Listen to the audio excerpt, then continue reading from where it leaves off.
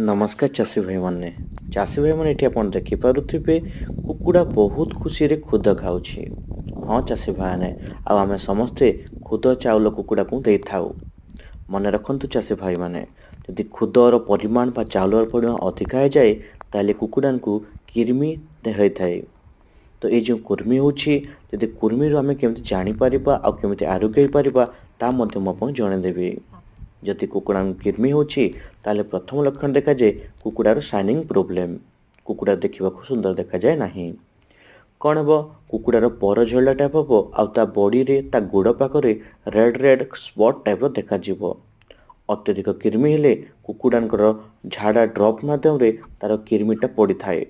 जे सेमिति होची आपण पाखर जो कौन पोल्ट्री मेडिसिन जाइकी आपण डिवार्मिंग बा कुर्मी मारिबा मेडिसिन आनी पारिबे। नहले ह्यूमन बेबीर मेडिसिन ओजन हिसाब रे एडभाइस हेल्थ